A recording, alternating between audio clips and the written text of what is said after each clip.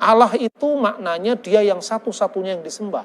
Untuk urusan itu sudah clear bahwa Allah itu hanya satu. Karena tidak ada ilah lain selain dia. Nah, persoalannya dalam rangka dan dalam konteks apa kok orang Kristen menyebut Yesus itu anak Allah.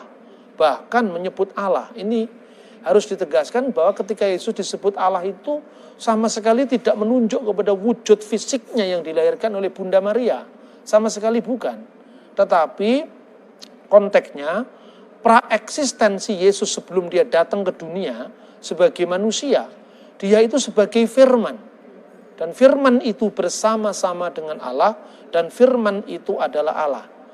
Dalam praeksistensinya sebagai firman itulah Yesus disebut Allah. Itu tidak menunjuk kepada Yesus yang bisa mati, yang dilahirkan Bunda Maria, yang disalib, itu kemanusiaannya. Makanya dikatakan ada lahutiyah al-masih dan ada nasud al-masih. Keilahian Yesus itu menunjuk kepada firman yang bersama-sama dengan Allah.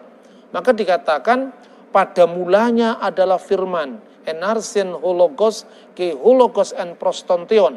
Dan firman itu bersama-sama dengan Allah. Ke theos en hologos. Dan theoslah atau Allah sendirilah firman itu. Ini makna yang pertama. Nah, firman itu kemudian menjadi manusia. Dalam konteks inilah kita mengenal Yesus itu adalah firman Allah dan firman itu adalah Allah. Mungkin kita bertanya, kenapa kok firman itu adalah Allah? Kan gitu kan? Yeah. Jadi sekali lagi tidak menunjuk kepada fisik kemanusiaan Yesus, tidak. Firman itu kenapa disebut Allah? Dan ini tidak menunjuk aspek ruang, waktu, tapi beyond time and space. Sebelum Yesus datang ke dunia sebagai manusia. Allah menciptakan segala sesuatu dengan firman-Nya. Tidak usah kita baca Injil dulu, baca kitab Taurat. Misalnya kitab Sefer Bereshit, pasal 1 ayat 1 sampai dengan 3. Pada mulanya Allah menciptakan langit dan bumi. Allah menciptakan langit dan bumi. Bagaimana Allah menciptakan? Bagaimana Allah memberi hidup? Keha aret hayyetah tohu wabohu wahosek alfenetehom wirruah Elohim merak kefet alfenehamayim. Dan bumi itu belum berbentuk, gelap gulita, campur baur, kira-kira tohu wabohu itu maknanya begitu. Gelap gulita menutupi samudera raya, dan roh Allah wirruah Elohim merak kefet alfenehamayim, melayang-layang di atas permukaan air. Jangan dibayangkan airnya lebih besar daripada roh Allah, itu hanya kata kiasan. Artinya Allah itu memberi hidup dari daya hidupnya sendiri. Dari sumber hidup ilahi dia menyalurkan kehidupan kepada ciptaan yang baru dalam proses pembentukan. Wa yomer Elohim, dan berfirmanlah Allah, Yehiur wa yehiur, jadilah terang maka terang itu jadi. Jelas bahwa Allah menciptakan dunia lewat firman-Nya dan memberi hidup lewat rohnya. Maka ajaran Trinitas itu berarti Allah itu tidak pernah terpisah dari firman-Nya dan rohnya. Seperti manusia memiliki pikiran dan memiliki roh, itu satu dengan manusia itu. Jadi Tritunggal itu tidak menunjuk kepada tiga wujud yang terpisah.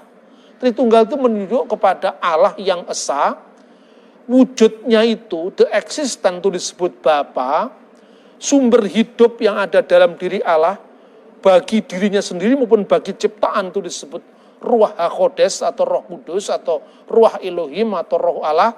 Dan Roh Allah itu bukan malaikat, itu kan pandangan orang lain. Iman Kristen tidak pernah mengajarkan seperti itu. Dan firman Allah, pertanyaannya, lebih dulu mana Allah dengan firman-Nya? Kalau dikatakan lebih dulu Allah, wah berarti Allah sudah ada, firman-Nya pernah tidak ada. Itu berarti Allah pernah bisu, pernah tidak bisa menciptakan apa-apa. Jadi firman di sini maksudnya bukan sekedar kata-kata verbal atau kalam, tapi kalimah dalam bahasa Arab. Makanya dalam Injil bahasa Arab disebutkan fil badi'il kanal kalimah wal kalimatu kana indallah wa kana kalimatullah. Pada mulanya adalah firman dan firman itu bersama-sama dengan Allah dan firman itu adalah Allah. Firman itu harus sama kekal dengan Allah. Firman itu menunjuk kepada hikmat Allah, akal ilahi, pikiran Allah, ya, sabda Allah, karena apa yang diciptakannya dari sabdanya jadi. Kalau Anda katakan lebih dulu firman-Nya, lalu firman-Nya siapa? Yaitu Allah dengan firman-Nya tidak bisa dilepaskan. Begitu juga roh dengan Allah. Allah dengan rohnya lebih dulu mana? Kalau dikatakan lebih dulu Allah, lah terus rohnya siapa itu? Masa Allah pernah ada tanpa rohnya? Berarti pernah almarhum apa? Kalau dikatakan bahwa roh itu lebih dulu, lah rohnya siapa? Maka wujud dengan firman-Nya, dengan rohnya tidak bisa dilepaskan. Maka dikatakan Bapa, Firman, dan Roh Kudus, ketiganya adalah satu. Itulah makna keilahian Yesus. Jesus as God, Yesus sebagai Allah, itu tidak menunjuk kepada fisik kemanusiaan Yesus. Orang Yahudi pun salah paham seperti Anda bertanya ini. Ketika ditanya, Abraham melihat hariku, dan ia bersuka karena ia telah melihatnya. Loh, umurmu belum sampai 50 tahun. Bagaimana orang Yahudi itu protes, kok bisa-bisa Abraham melihat hariku. Padahal hari yang dimaksudkan itu adalah Yom HaMashiach, hari Sang Mesias, di mana Tuhan berfirman melalui Musa dalam kitab Taurat, dikatakan bahwa olehmu semua kaum di muka bumi akan mendapatkan berkat.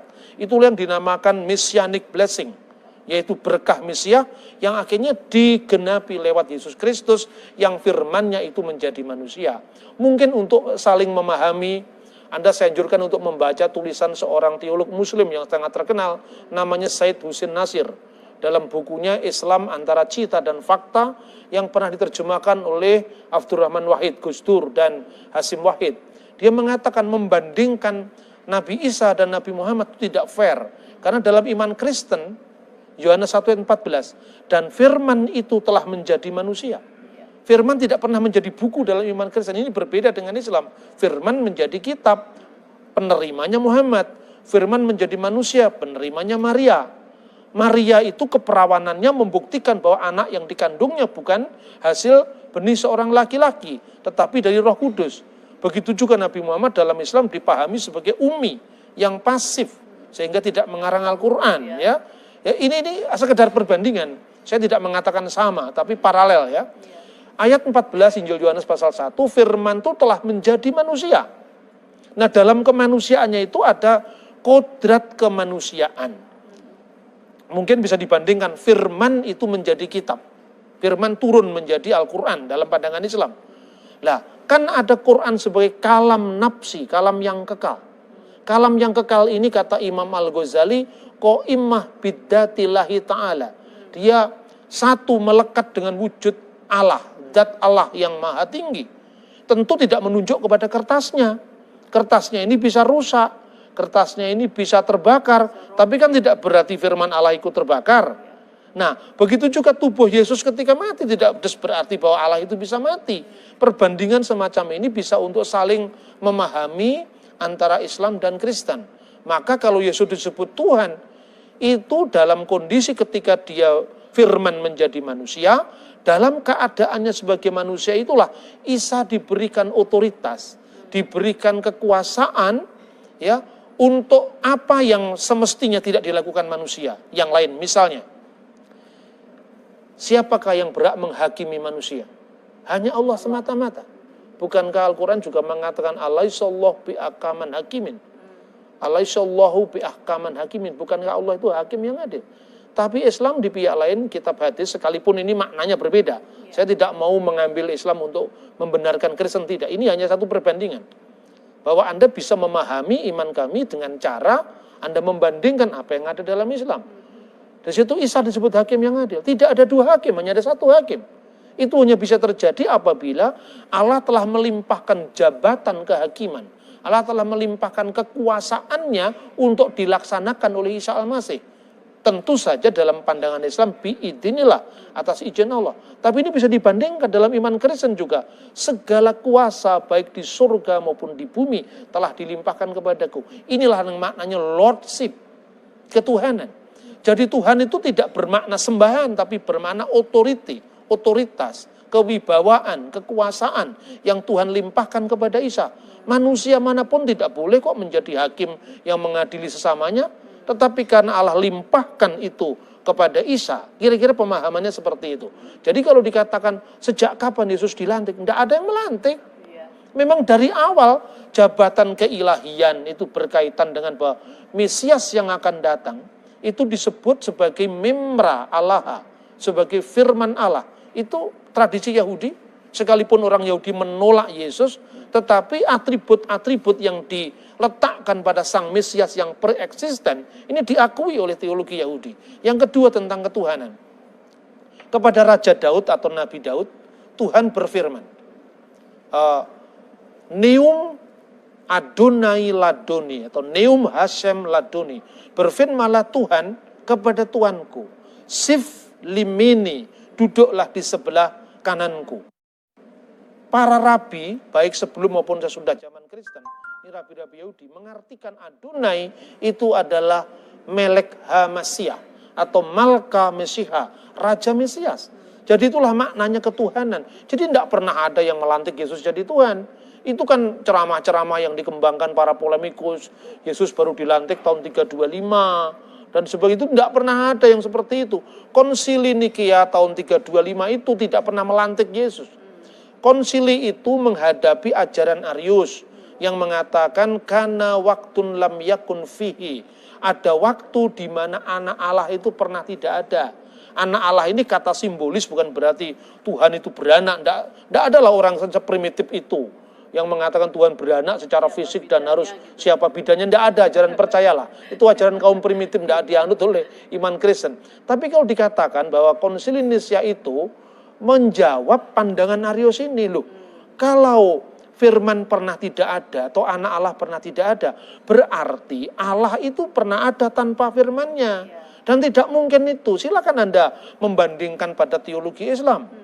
Seringkali orang mengatakan, wow, di Islam, di Kristen tidak ada kok Trinitas dalam Alkitab. Judulnya ilmu kalam juga tidak ada kan dalam Al-Quran. Tetapi kan substansinya ada gitu loh. Jangan terpaku pada judul. Kata Trinitas memang tidak ada dalam Alkitab, tapi substansi seluruh ajaran itu jelas ada. Kata ilmu kalam memang tidak ada dalam Al-Quran, tapi substansi seluruh ajaran itu ada. Dan untuk Yesus yang tidak diciptakan tapi dilahirkan, al-mauludu ghairul makhluk dalam pengakuan iman, kanun al-iman, yang dilahirkan tidak diciptakan. Itu merujuk kepada sabda Yesus sendiri. Ketika Yesus tadi saya ceritakan bahwa umurmu belum sampai 50 tahun. Fisik kemanusiaan Yesus belum berumur 50 tahun. Tetapi Yesus katakan, Al-haqo aqulu lakum. Sesungguhnya aku berkata kepadamu. Dalam bahasa aslinya, Prin Abram ginestai ego aimi. Sebelum Abraham jadi, aku sudah ada. Aku sudah ada sebagai apa? Sebagai firman. Pada mulanya adalah firman. Firman itu bersama-sama dengan Allah dan firman itu adalah Allah. Nah, konsili itu hanya menegaskan ajaran Alkitab ketika menghadapi ajaran Arius yang mendampingkan ciptaan di samping Sang Pencipta. Justru Arius itu percaya Trinitas, tapi Trinitas berjenjang. Bapa itu pencipta, terus Yesus itu makhluknya yang perdana, terus mengalir lagi jadi Roh Kudus. Ini kan bukan ajaran tauhid. Ajaran tauhid itu justru Allah itu satu yang bertakhta kekal bersama firman-Nya dan Roh-Nya. Tidak ada 3 wujud, tidak ada 2 wujud, 1 wujud. Kira-kira seperti itu. Tapi ketiganya bisa dibedakan. Ya? Bisa dibedakan, diskresi non separati. Bisa dibedakan, tidak bisa dipisahkan. Kalau tadi ada pertanyaan, lalu ketika dibaptis, Roh Tuhan ada di mana?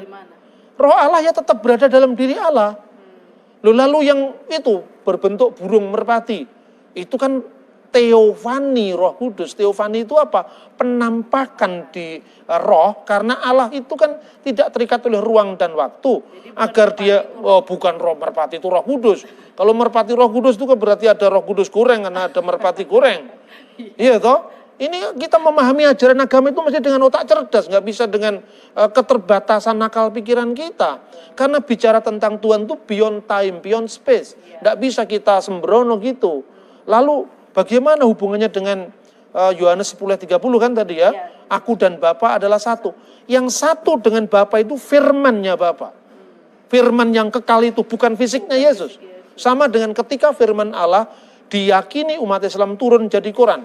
Yang satu dengan Allah itu firman Allah yang di Lauhul Mahfuz. Kertasnya nggak bersatu dengan Allah. Kertasnya itu adalah produksi dari pabrik.